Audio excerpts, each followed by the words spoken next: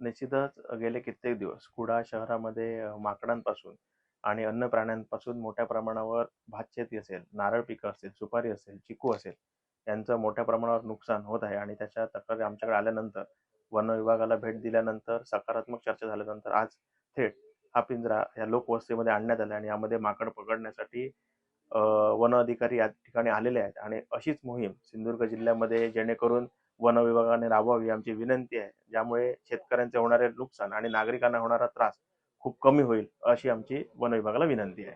तुम्ही पाहाल तर मोठ्या प्रमाणावर आपल्याकडे कोकणामध्ये नारळाचं उत्पन्न घेतलं जातं, भातशेतीचं उत्पन्न घेतलं जातं.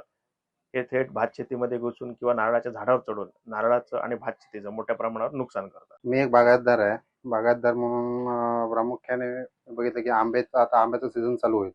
तर या आंब्याच्या सीझनमध्ये ज्यावेळी आंब्याचं पीक आम्ही घेतो त्यावेळी आंब्याचं मोठ्या प्रमाणावर नुकसान हे ही काळ्या तोंडाची जी वानर ज्याला म्हणतो ते हे मोठ्या प्रमाणावर ते नुकसान करतात. बाकी फळ झाडं वगैरे काजू बागायतीचा किंवा या आमचे नारळ बागायत आहे, नारळांचा, सुपारीचा, तर सगळ्याच मुख्यत्वे पिकांचा मोठ्या प्रमाणावर हे वानर, ते काळ्या तोंडाचे वानर आणि ती आपण लाल तोंडाचे माकड म्हणतो, ते मोठ्या प्रमाणावर नुकसान करतात.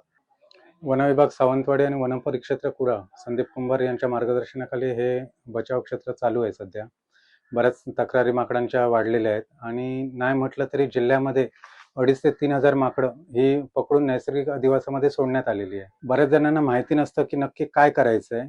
तर प्रथमदर्शनी असं सांगू इच्छितोय की जी तुमच्याकडे माकडं जी येत आहेत त्यांना शक्यतो शेती म्हणजे बागायत जी असते त्या ठिकाणी पिंजरे लावणं कठीण असतं आणि जास्त धुळगूस तिकडेच असतो. पण लोकवस्तीत किंवा शाळा ज्या असतात, मध्यान्ह भोजनाचा वेळ असतो, त्या उष्ट्याला ती माकडं आवर्जून येतात आणि अशा ठिकाणी ती माकडं पकडणं सोपी गोष्ट होते.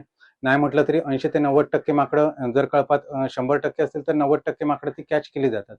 जर अशा ठिकाणी माकडं असतील तर तुम्ही नक्की आम्हाला हे करा किंवा जर सवय लावली त्यांना पकडण्यासाठी तर ते नक्की हे होईल, जेणेकरून आम्ही तिथे आल्याच्या नंतर काहीतरी निष्पन्न होऊ शकतो.